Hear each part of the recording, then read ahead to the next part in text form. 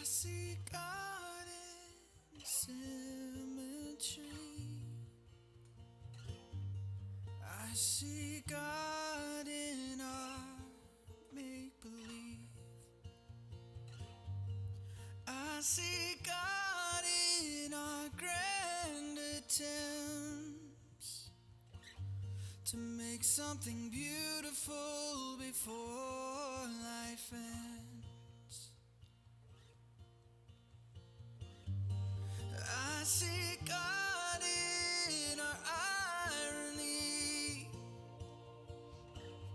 in fragile heirlooms within children's reach. I see God in our damaged good, but you see God in ways I wish I could. And you see God in ways that I wish I could. Without instruction, without obstruction, you believe.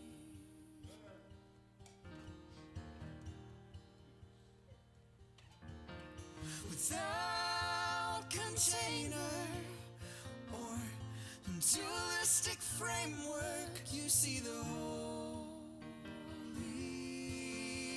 Ghost in broad daylight.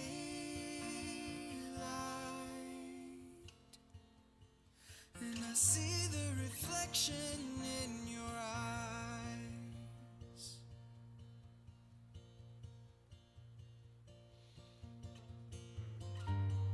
I see God in healing bones, in the sanctuary of our homes. And I see God in the wilderness, in our magnetism to recklessness. Black or white or vivid color, after a while it all runs together. Stained glass means nothing without light. And I see God in our damaged good, but you see God in ways I wish I could. Yeah, you see God in ways that I wish I could. Without assurance, without insurance, you believe.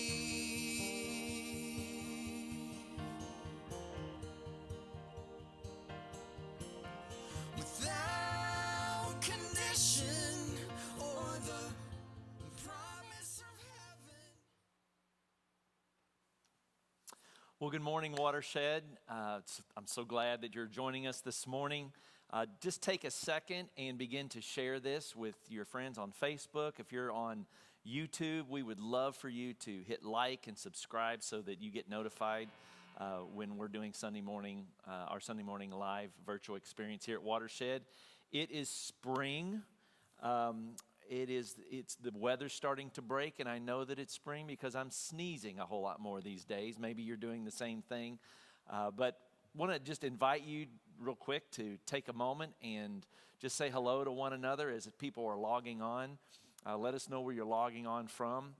Austin has gotten really good at like launching a question, at the beginning. I don't know if you guys have noticed that. And so I was thinking maybe the question this morning that would be kind of fun to share in the comment section, along with good morning and hey, I'm logging in from, Ballantyne or Plaza Midwood or wherever it is you might be existing this morning.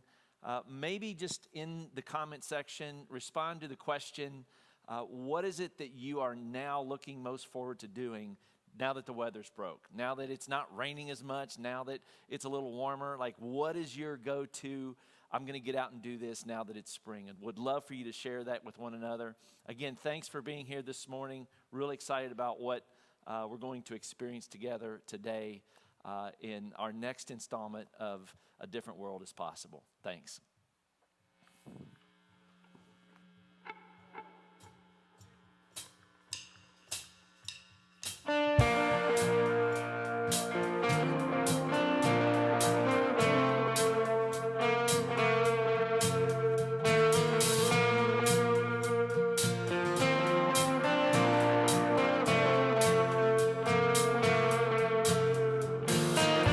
God mercy, full of grace, you are forever, always forever, slow to anger, rich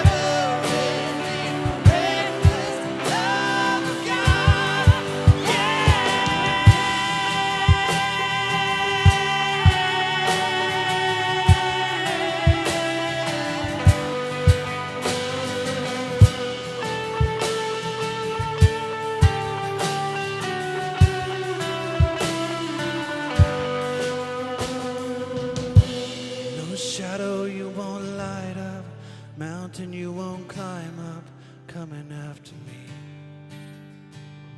There's no wall you won't kick down, lie you won't tear down, coming after me. There's no shadow you won't light up, mountain you won't climb up, coming after me. There's no wall you won't kick down, lie you won't tear down, coming after me. There's no shadow you won't light up, mountain you won't climb up, coming after me. No wall you won't kick down, lie you won't tear down, coming after me. No shadow you won't light up, mountain you won't climb up, coming after me. No wall you won't kick down, lie you won't tear down, coming after me. The overwhelming, never-ending, reckless love of God. Oh, it chases me down, fights till I'm found, leaves the 99. I couldn't earn it, I don't deserve it, still you give yourself away. Oh, the overwhelming, never-ending, reckless love of God.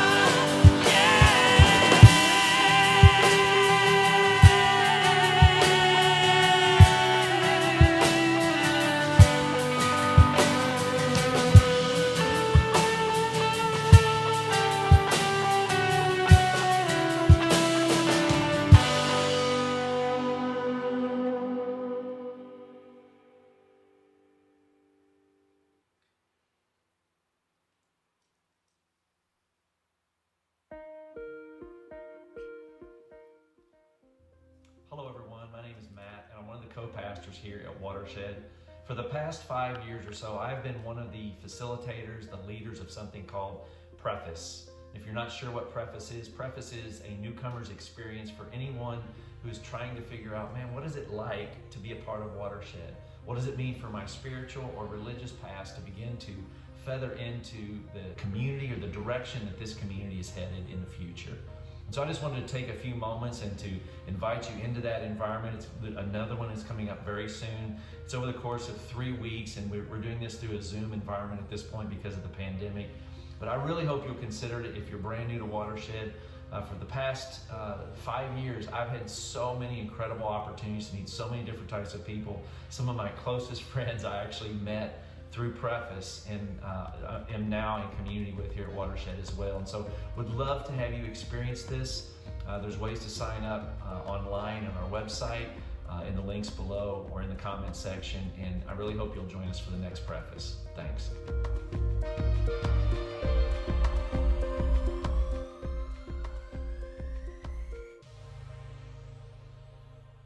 You got to believe that guy. I mean, he is straight up telling you the truth. I'm so excited about this next Preface.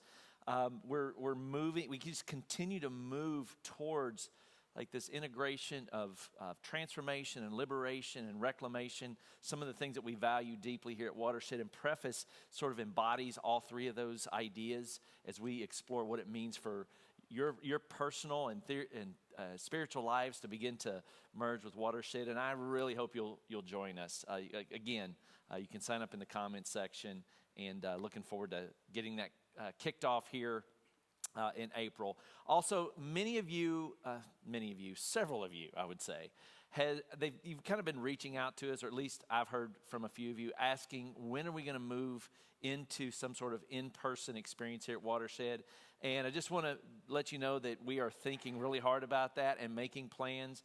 At the very least, in the next 2 to 3, maybe 4 weeks, hopefully sooner than later, some sort of outdoor experience on a Sunday morning, and then ultimately some sort of in-person experience. We're just being very, very mindful of, again, how things are evolving in our world having to do with the pandemic and vaccinations and things of that nature. In the meantime, Next Sunday, right after our live broadcast here at Watershed at Petty Thieves, which is a brewery on the north side of the city, we're doing a meetup of sorts around noon. It's kind of a bring your own lunch kind of thing. If you want to be a part of that, you can just kind of show up next Sunday right around lunch, and all of our staff and several folks from Watershed are going to be there. I happen to know that there is a group there today at noon. It's actually our prime time group, and they see no delineation in terms of age or generation, come one, come all. And so if you're kind of have a whim about you, if you're a Enneagram 7, to use some of our Enneagram language, and you want to hoist anchor and go hang out at Petty Thieves at noon today, there's actually a group going to be there. And so looking forward to that next Sunday. And I think someone is here trying to crash my party a little bit. Blair, would you like to? What are those? You want to tell us what's going on here? Hi, Matt. Hi. Well, Can I have one? oh, don't you want to know what they are first? You ate it. You really trust me. These are rainbow seeds. Sweet. I ordered them offline. Yeah. And they say, well, I didn't read the directions, but I'm pretty sure I can just put them anywhere. And they say that in 2 weeks they'll grow rainbow eggs. But I've been eating them too, so I need to stop eating them and probably plant more. Yeah. But in 2 weeks, they're supposed to germinate and grow these eggs. And we're going to have an egg hunt to find all these eggs. It's called the rainbow hop. And it's for greenhouse. And we're going to be outside on the grass here. I cannot wait. 11 to 12:30, we are going to egg hunt. There's an obstacle course that's going to be fun for people to go through. I say people, but it's mostly our little people, ages 2 to 12 is kind of who this is for. So you can show up no matter what age you are. We don't discriminate, but I don't know that you're going to want to go through the hula hoop at the end. You know? I can hula hoop. You can hula hoop? I mean, I can go through a hula hoop. I'm not sure I can. Oh, I didn't just do that, did I? Can we see that again? That was good. Can I get a little drum thing there when I do that? Boom. So Sorry. yeah, the 28th, which is a Sunday morning, we're going to be outside. We are going to follow CDC guidelines so that we still maintain a safe environment. But it's going to be a really fun, short time for us to see each other's faces and just laugh and smile together. Awesome. It's been so long. Awesome. So now we've got next weekend, we got the 28th. Yes. And then the 4th is Easter. A lot going on over the next 3 weekends. Do you need some more? No, I'm good. Okay. I'm good. I don't All want to sprout a rainbow out of some sort of spontaneous. It takes 2 weeks. 2 weeks. Give it up for Blair. A little round of applause in the comment section there. Also, just again, thank you all of you who are continuing to help move Watershed forward through your resources. If you're interested in being a part of the generosity, the movement of generosity here, and you'd like to commit either on a regular basis, monthly, or even a one-time gift towards Watershed, you're able to do that in the comment section. There's a link that should be there, and then also on our website, really secure ways, either online, or if you have a way of doing that with your bank account, monthly. Whatever you need there, we've got venues for that to take place. Also, if you work at an organization locally here that matches donations or gifts, we want to help work with you in that regard as well. And you can email scott@watershed.charlotte.com. There's some ways that we can partner with some of the local organizations if your business or institution happens to do matching gifts. It takes about $13,000 each week to make Watershed, and transformation, all of our justice work gets fueled by the generosity of this community. And so again, thank you for being generous, Watershed, and for those of you who are brand new, at some point, if you're interested in jumping in, we'd love to include you as well. Really excited about this morning.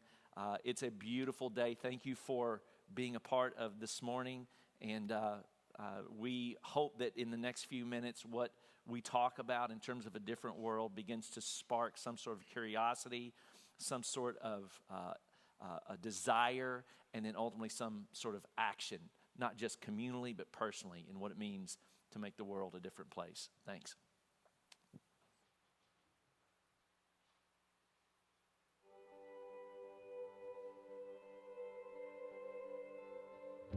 Hi, my name is Chuck Willingham. What's saving me now? My son, CJ. You see, I began last year living out in the country in Hillsborough, North Carolina. I've been living with MS for 25 years, and I was searching for a more accessible space where I could easily move around town on my scooter and call it home. CJ said, "Dad, come live with me in Charlotte." So I moved to Plaza Millwood neighborhood back in September of 2020. What's saving me now? My watershed family. Before my move, I began searching virtually for a new spiritual home, and I found watershed right in my own backyard. I began attending virtually and felt a spiritual tug from the diversity of the voices I heard, from the tough spiritual questions being asked, and by the awakening music.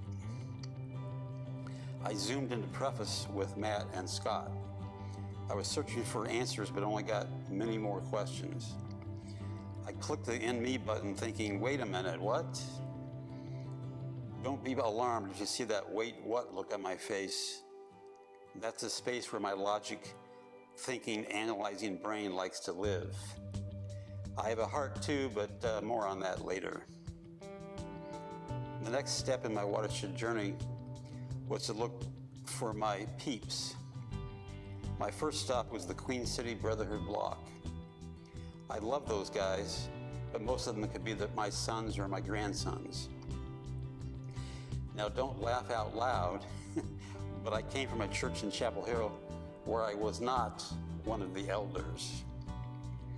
My next stop was the Prime Time block. My first contact with it was at Petty Thieves Brewery, and I was thinking, this is gonna work. I wasn't the youngest by a long shot, and I wasn't the oldest either. Thank you, Pam and Jean. Multi-race, multi-gender, multi-orientation, check. Wow, this motley crew will be a place where I belong. What's saving me now? Answering the question, am I really a Christian? I love that watershed as a space where it's okay to ask that question. To continue my journey toward that answer, I'm attending David's reclamation block. I'm expecting many more wait, what questions. What's saving me now? Working every moment of every day for racial justice. Unpacking and dismantling racism is important to me, so I joined the White Fragility Book Club facilitated by Tracy and Sarah.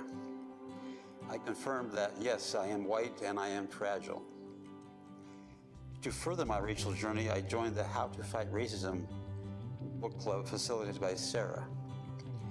This book uses the framework of awareness, relationship, and commitment, or ARC, to describe ways to build your ability to fight racism.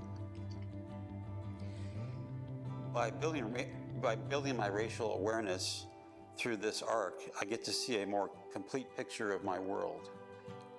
Looking through these racial justice lenses, I came to the awkward realization that I had lived my life unconscious to the privilege afforded to me as a white cis male and the harm it caused.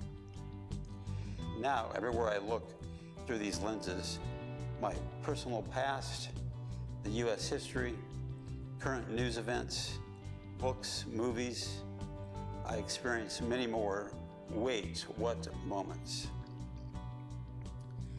What's saving me now? I envision a world where race, gender, and orientation no longer predict outcomes, where everyone can feel safe and have opportunity. I know this will happen in the future beyond my lifetime. So, I must keep viewing my world through these racial justice lenses while asking uncomfortable questions learning from people that don't look like me, and committing to actions that will dismantle racism. Before I pass on to whoever that is, before my soul floats away or goes poof, I hope to leave guideposts along the trail to point my kids, my grandkids, and others toward a design that promotes racial equity for all. Remember, it works according to design. Now we'd like you to take a moment to look into your daily life and look for what's saving you now. Also, take a moment to notice the role you play in this racial journey.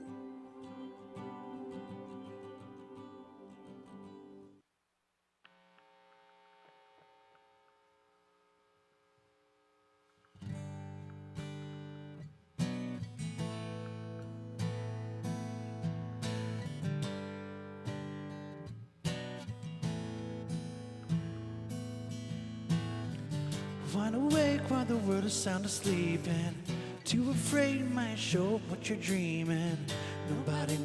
Nobody sees you. Nobody will believe you.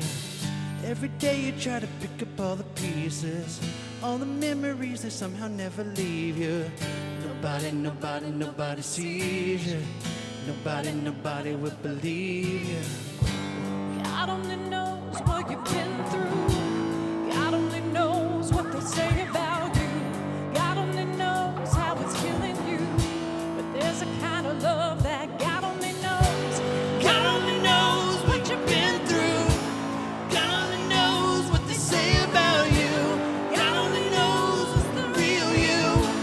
There's a kind of love that God only knows. There's a kind of love and there's a kind of love.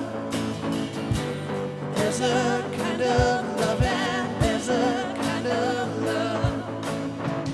Keep a cover over every single secret. So afraid if someone saw you they would leave. Somebody sees you.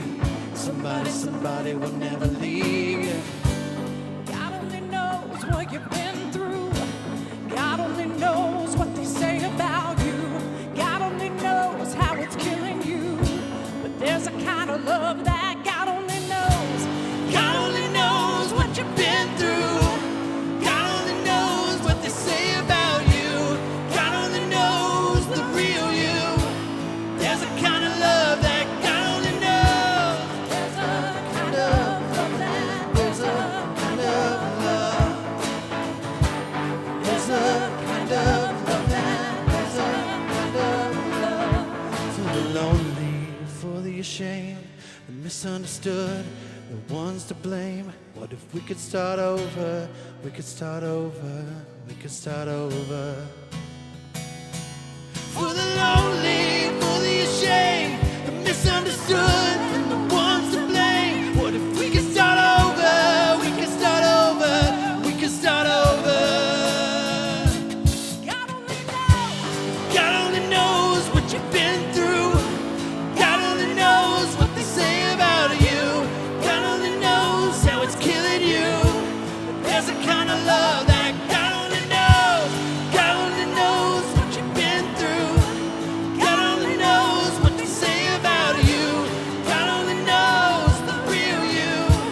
There's a kind of love that God only knows. Kind of love that there's a kind of love. There's a kind of love and there's a kind of love.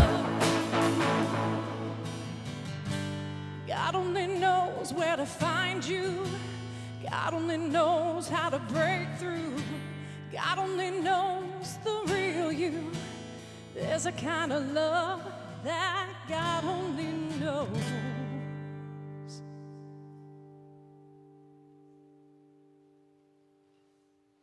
This a K drama beat.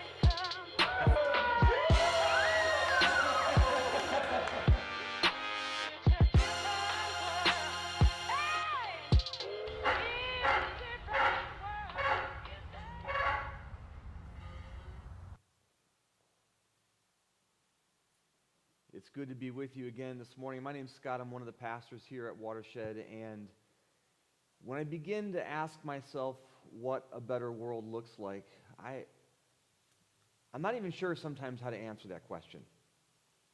I think for me, I have an idea as to what that could look like, but maybe if a world is better for me, it might not be for somebody else. And so constantly trying to live with this sense of, well, a better world is, and then kind of ... And I don't always know how sort of to handle that or what to even do with that at times, because, again, how I'm going to edit it might be different than what you would do or how it impacts your life personally. Here at Watershed, we stand by this statement that Watershed is a community awakening, struggling, and loving together as though a different world is possible today. So for us, the conversation isn't just this sort of this long arc of what's happening in the future, but also how is it playing out in the moments in which we live today, in our experiences, in our relationships. And I think that the challenge that I struggle with in my own reality is I might be too conventional at times. I'm a problem solver in kind of the way I work and how I see things often, and so I'll see a situation or a need, and I'll invariably kind of come around that in my own thoughts or with a team of people, whatever it might be, and we fix the problem, or at least that's the attempt that we go after. That's kind of a conventional way, right? You see the issue and you go after the issue. But I'm pretty convinced that Jesus had a different way of doing this. And he asked different questions, and he was not necessarily conventional. Jesus made some huge changes in the world and did them through very different ways and different modes.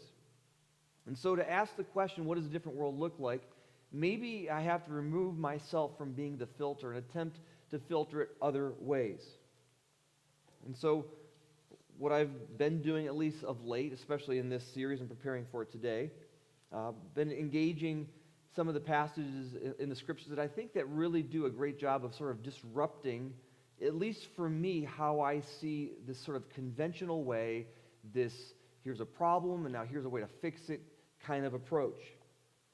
And we see in Matthew 13, which is kind of a fun sort of passage to look at, because there's all these parables that are laid out in these verses, and for whatever reason Matthew chose to put them all together. And it's possible that it's also how Jesus spoke all of them. He would just sort of in a staccato fashion gave us all these different parables. And you have these really chunky parables with multiple verses and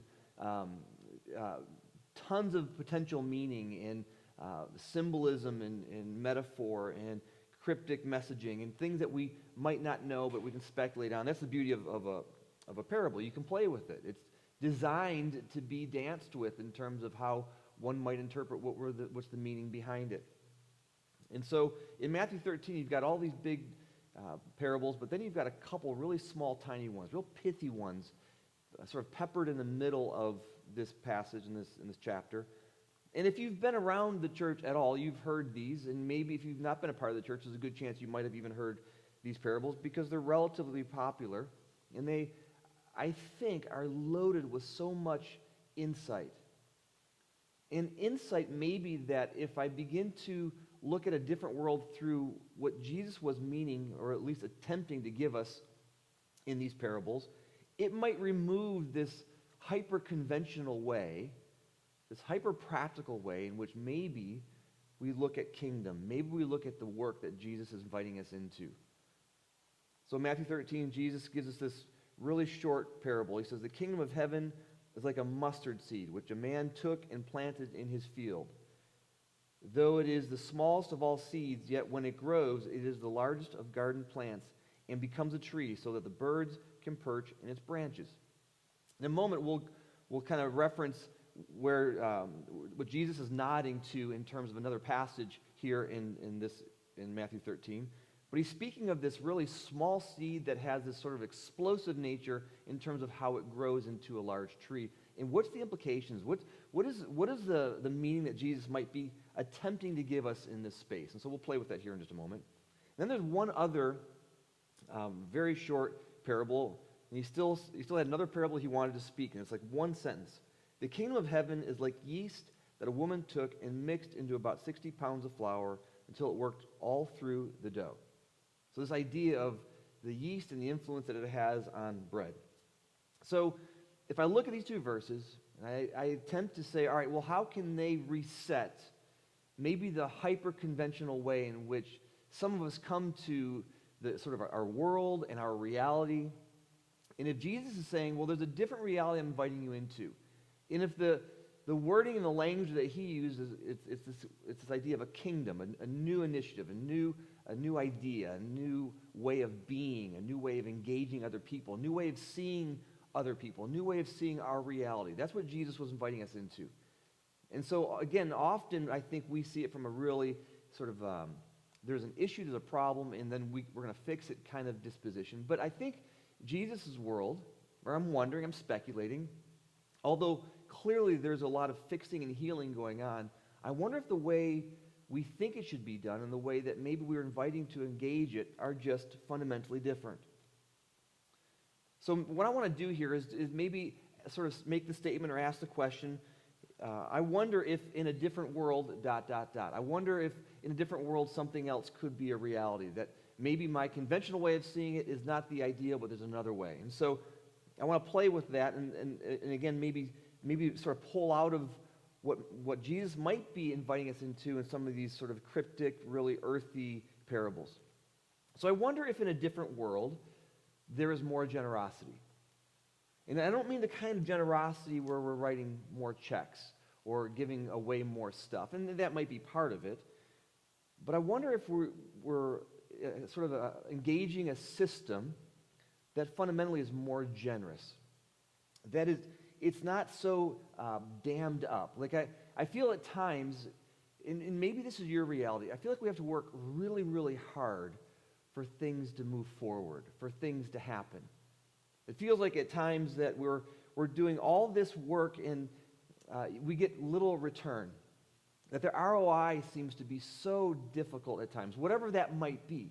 Whether it be the work that we're trying to do here at Watershed, whether it be the idea of trying to change our own lives, whether it's this way of being disciplined in how we engage other people through our kindness, through generosity, whatever it might be. But it feels like there's this tension that is holding us back, that the system is fundamentally not generous. But the kind of kingdom that it seems as though Jesus is inviting us to look at is much more generous. It starts out small and grows into this huge tree. That's a generous infrastructure. That a little bit of yeast, it somehow impacts this huge amount of bread and expands in rich and beautiful ways. Again, it's so opposite for how many of us live today, where generosity is not a part of our reality. That maybe we're more critical as opposed to assuming that somebody actually is good. Maybe we're often assuming that they might not love when we should sort of lean towards the sense that, well, maybe they do actually love us, or maybe we should love them, or maybe they are more lovable, or whatever it might be. This sense of being more generous. I wonder if in a different world there's more generosity. I wonder if in a different world we all experience greater freedom. And this is one that we play with a lot here at Watershed, and this is not necessarily a new concept for us, but it seems as though, again, Jesus, I think, sort of in a scandalous and a very provocative way, is introducing that the God figure in one of these passages we were just reading in the leaven yeast bread making experience, the God figure is a woman. Now, I think to most of us, as we conventionally read this passage, we think, well, there's probably a woman in this as the main character in this passage because, well, wouldn't that be illustrative of maybe first century where the woman might be traditionally doing and making some of the meals and some of the bread? Well, then that's possible as well. But I wonder if the kingdom way, the Jesus way, the non-conventional way is saying, actually, this woman is bringing forth this bread. She's creating it. She's making it. That she is the God figure in this passage. And again, that gives it's a very different change to how most people would have understood women in the first century. They were not a position of power and influence. We know that. But Jesus, he was constantly inviting freedom. freedom for the oppressor and freedom for the oppressed, right? And what does this begin to look like? Because the kingdom is about emancipation, that it's the norm. That when somebody who is oppressing others begins to wake up and realizes that they're oppressing is not actually freeing themselves, but when they cease to oppress, they experience freedom, just like the person they're lording over. I wonder if in a different world we all experience freedom. I wonder if in a different world the weak really are stronger. I mean, this seems to be a statement of how God runs the entirety of the whole universe, right? It's through suffering and weakness and vulnerability that God is present with us, and it is in that space we are saved.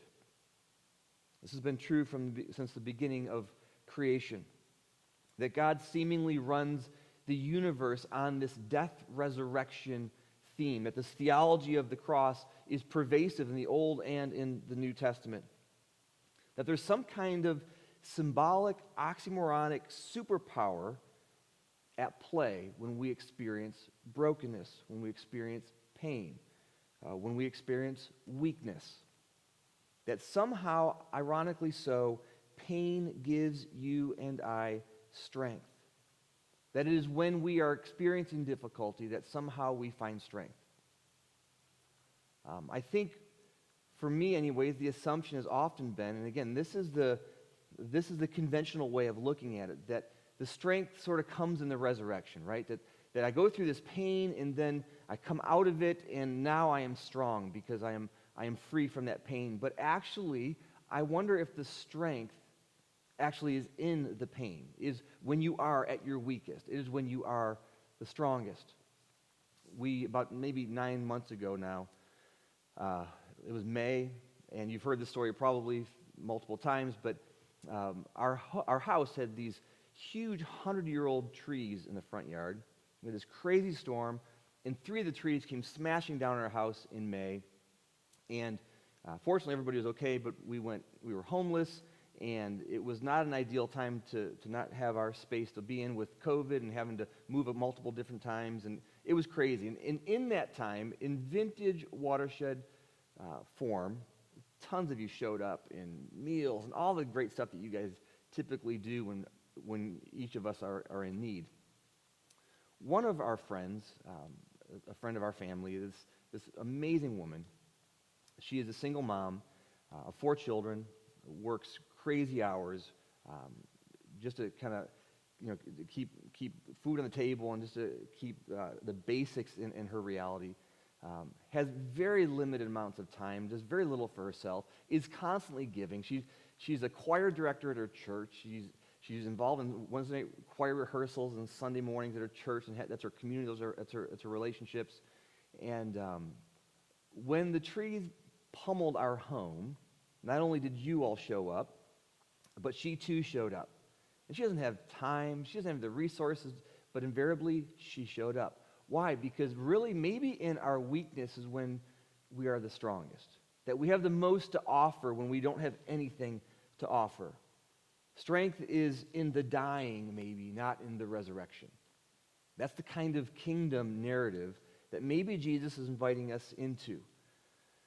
I think if I'm honest, and I imagine this would be true for most of you, this has been a brutal year at every level, there's been hints of respite, maybe there's been hints of, this is a good season, but fundamentally, it has been a brutal year.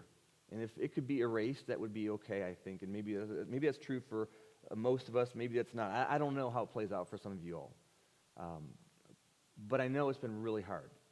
It's been really hard here at work, right? We are designed to be together. It's the work that we do. It's the work that we started. And at least every Sunday, there's a ton of us that get to connect. And it's been over a year since we've had those experiences. And so it makes the work here different. It makes it hard. It makes it feel at times like are people out there, even though we get to see you digitally, we get to hear from you, and we know some of you are watching now.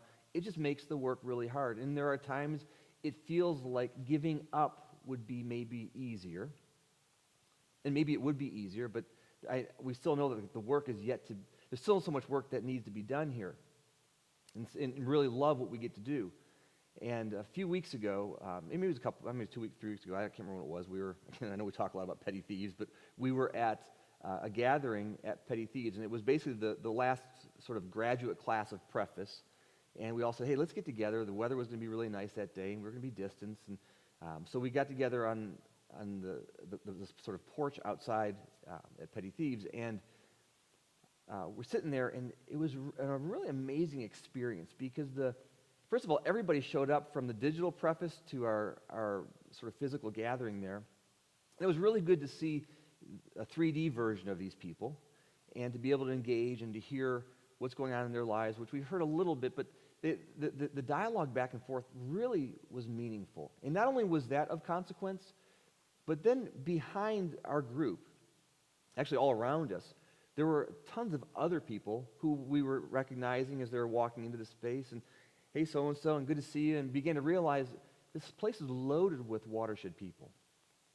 And the people that were there to meet with us and the people that were there not to meet with us, but just to be with each other, there was this huge amount of chemistry, and it felt so good to be in a space with people that we've taken for granted that this is something that we get to do every week.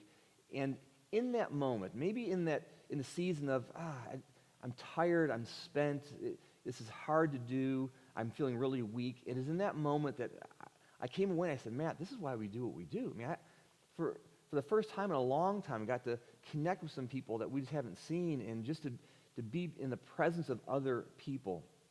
It was deeply rich. It was deeply meaningful. That it was in that moment of weakness that maybe I was feeling the strongest. Maybe a different kind of world is when we get to see, when the seating at the table often changes, when it shifts, when it edits.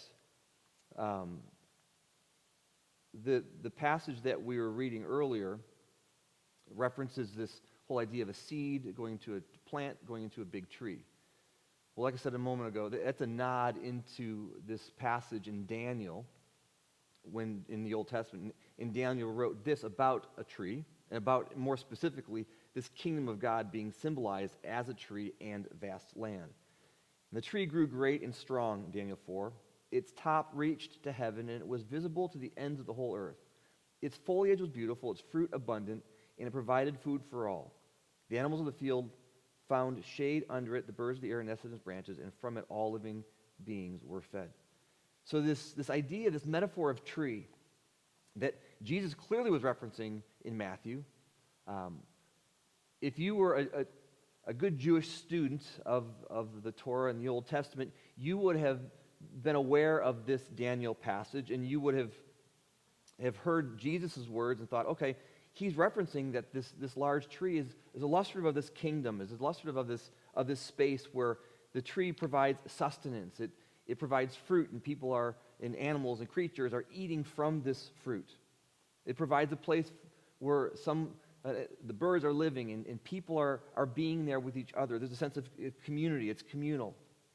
That the kingdom is about sustenance, that the kingdom is about being communal, that the kingdom is about all are welcome at the table, that it's not just a small group of us who get to sort of rally and circle the wagons, that the kingdom is about all. It's about being in that space. That this tree is, that the passage of the tree is so large, that this kingdom is so large that it can be seen throughout the entire earth and the entire world. It's not about some sort of pecking order. Well, I wonder, and again, I don't know how this has played out for you, and I know this is so many of your stories as I hear it in preface, but I grew up in the Christian tradition, and some of it was really good for me, in that I understood what it meant to be loved, and I understood what it meant to be valued, and I understood what it meant to be cared for. I was taught that we need to care for others, that we need to give of ourselves. Like, some of these principles were really, really helpful growing up. And then there were other nuances of my tradition that said, if people don't think or see or assume reality like we do, then they're out. And so we spent much of our energy, much of my young adult and older adult energy, before we made some shifts around here, to trying to figure out what it meant to circle the wagons with more and more people that saw the world through the same perspective and the same lens. which obviously is not a kingdom disposition. It's not what Jesus was inviting us into. But it was how I saw reality. Again, it was really practical. It was very definitive. It was who's in, who's out. How do we measure and assess people? It was about a pecking order, even though we would be careful to say it that way. That's how it felt. And I know that's a story for many of you. I know that's how you are seeing and have begun to see reality, that you've come from a space that you were put into a container and you were told that's how you need to see the kingdom or the essence of God in that space. And yet you felt like, no, it's changing and there's something else, there's something more to be had. And you moved into a space maybe here at Watershed where we've begun to ask different questions. We use statements like, well, we hold the tension for you, and we don't have to have all the answers. As a matter of fact, we don't have all the answers. We might find ourselves having more questions than we have answers. And we've begun to sort of pick apart maybe some of the ways that we came from and some of the places we came from, and to engage a new way of being, a new way of seeing reality. And it's been deeply freeing. It's been deeply powerful to be able to do that in community, where you begin to watch each other sort of wake up to new understandings, to new realities. And that's been a really rich part of what we get to do here. And at times, and I find myself guilty of this, if we're not careful, if I'm not careful, I find my new awakenings, I find my new realities really being something that begins to circle the wagons.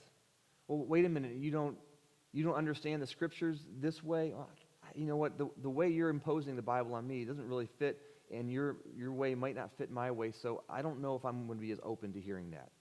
I've found myself doing that. Or, wait a minute, you see justice a certain way different than I see justice, and you know what, your way is not as good, my way is better. And I might not be as blatant that way, but sometimes I find myself feeling that way. Or I'll find some of us having conversations that see the world through a different perspective. We might be critical of those that don't have that same worldview. Maybe my political view is different than your political view, and if I'm not careful, I can be judgmental of that. And maybe, again, not even meaning to do so, but it can lean that way, and so you might feel like somehow you're a second-class citizen, and that is not at all our intent. But I know I've found myself doing that. I know I've probably hurt people in that same way. And here's what was, for me, all these years, in all these different shifts, and we've made so many of them here at Watershed. Even before Watershed, I can look at, there were certain key people that were pillars in my life that helped me understand new sort of, dare I say, evolving doses of reality. And they were gracious enough to bring me along and then let me retract a little bit. And they weren't critical, they weren't oppressive, they weren't telling me that I was wrong. They kind of let me grow into that space so that I could then continue to move forward. And part of having a seat at the table, part of giving the space where we can kind of pull up the chair is saying, all right, maybe we don't all see the world through the same perspective. Maybe some of us sitting at the table will not have a progressive theological worldview. I tend to think that's a really meaningful place to be. I tend to think that there's a lot of energy in that. But sometimes not everybody's going to be in that space. And are we offering a seat at the table that says, all right, if you're not there, you're still welcome? Now, we might have some things that we're very passionate about. We might have some worldviews that are very intense for us, and that are something that we're holding very tightly towards, right? Like, we got to care for other people. If people are pulling themselves up to that table and they're not generous with who they are, they're not caring, if they're only critical, if they're harsh, if they're attacking, then we might invite them to sort of be pushed back a little bit. And you know, when you're ready to come to the table and ready to listen and to engage and to share and to talk and to engage, then that's different. But I wonder at times, if we're not careful, the progressive narrative can be the new fundamentalism, right? Because somehow we think we've arrived. We understand what we think to be true, and for all intents and purposes is profoundly true. But part of the kingdom, I think, is saying we sit with that with as much humility as we possibly can. And I am guiltiest of this. And this is part of the this different world kind of narrative. What does it mean to be generous towards each other? To be able to pull up to the table and to hold that seat well with others at the table that might not see it like we do. A new kind of world is understanding that it truly feels like an upside down reality. This is, again, I think Jesus does this in such a powerful way. The idea of yeast or leaven, sometimes kind of the same thing, were used primarily as negative terms or imagery in the first century Palestine. So it would have, when Jesus is talking about the yeast and the bread and somehow it being a good thing, that would have been a relatively new idea or rare concept, because for the most part, yeast was often compared to corruption or sin. Kind of like a little bit of corruption, for example, could quickly contaminate everybody, right? Would be the way it might be used. Or in our modern day way, one rotten apple can spoil the whole barrel, that sort of thing. But perhaps this is not surprising that Jesus would use this sort of imagery. Jesus was never much interested in being sort of pure, right? That wasn't what he was trying to do. As a matter of fact, he was often inviting the unpure into something. Maybe he liked this image of leavened bread or yeast precisely because it was reminiscent of those down and out, like the criminals and the prostitutes, who were the special focus of Jesus' attention and the first recipients of his message. After all, they were unclean. They were wicked. They were not pure, right?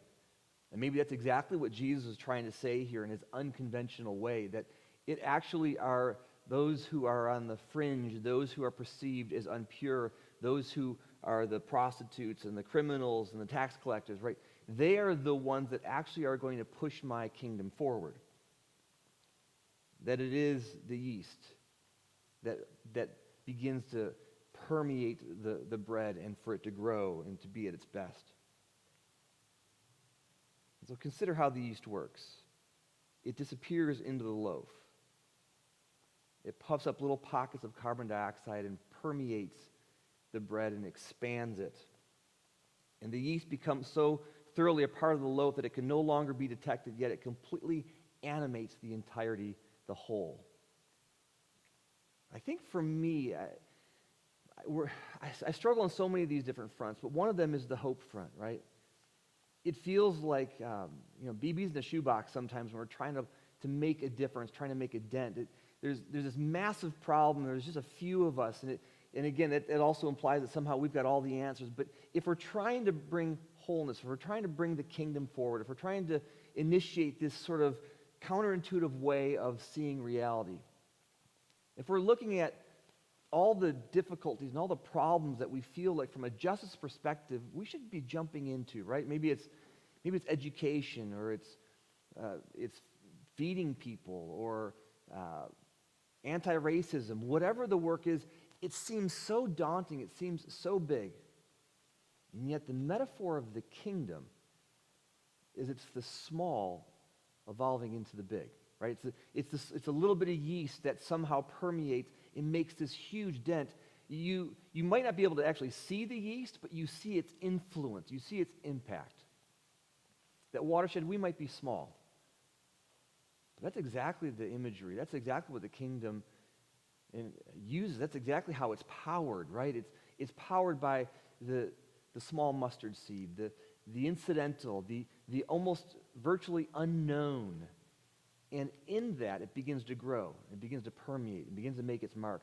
And possibly it's even hard to quantify and measure to a conventional person like myself. It's often so hard to assess, so hard to see its value, or because if you can't see it, then you can't quantify it. And if you can't quantify it, then it's hard to measure, and there's no value to it. But in the sense of kingdom, in this world that maybe Jesus is inviting us to see, in a different kind of world, it's the small that makes the greatest dent. It's a little bit of yeast that makes the greatest mark. You look at the life of Jesus, and I don't know what was happening in the strategy rooms when he would sit there and try to think about what his new kingdom would look like, but it seemed like he was engaging a different kind of reality in a different way. And he's invited us into that reality. And so, yes, we're small, and yes, it feels daunting, but maybe there is hope. Maybe a different world is really an option. And maybe we can really make our impact the greatest when we begin to see it from an unconventional way, when we begin to back down and say, all right, there's a different way in which we go after this. And so then the question becomes, all right, God, give us wisdom, right? Give us this way of understanding.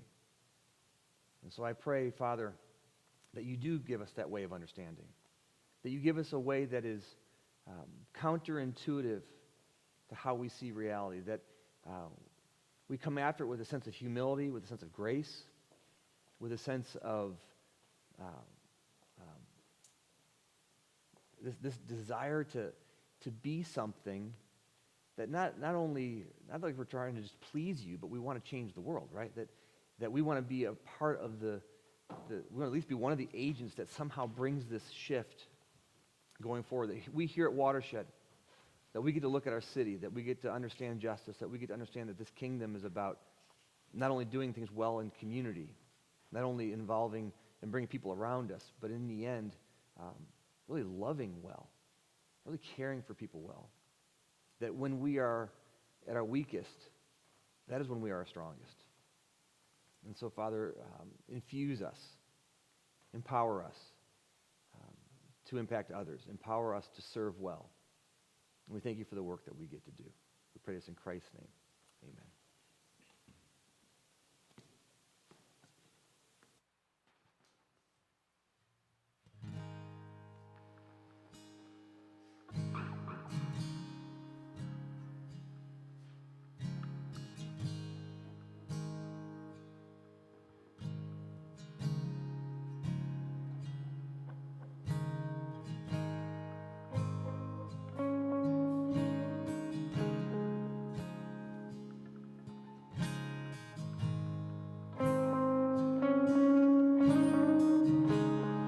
How could we recount the ways that you have multiplied our faith? The wisdom of your ways, the glorious of your grace expressed in every moment, every way. In the longing of our souls, in the darkness where we go, you are there, you are love, you are altogether good. In the weakness of our faith, in the silence where we wait, you are here, you're enough, you are altogether good.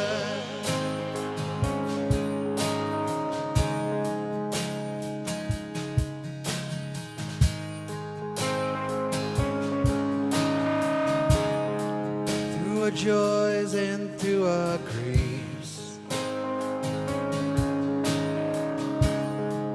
you have led us to believe the wisdom of your ways, the currents of your grace expressed. Our only hope for all our days, in the longing of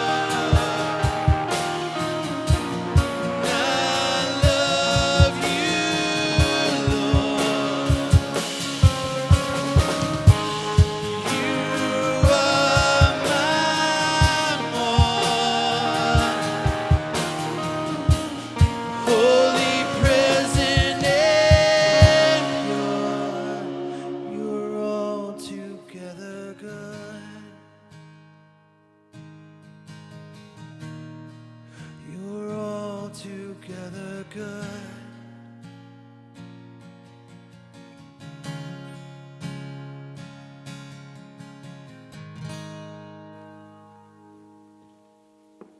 Thank you, Watershed, for being with us this morning. Look forward to seeing you next week. We've got a lot of events that are happening over the next 3 or 4 weeks where we can be together, gathering here on our campus, outside, and some stuff at Petty Thieves, and some different things that are happening. So look forward to really connecting with you guys. Love you deeply and grateful for you. Thank you for being with us this morning.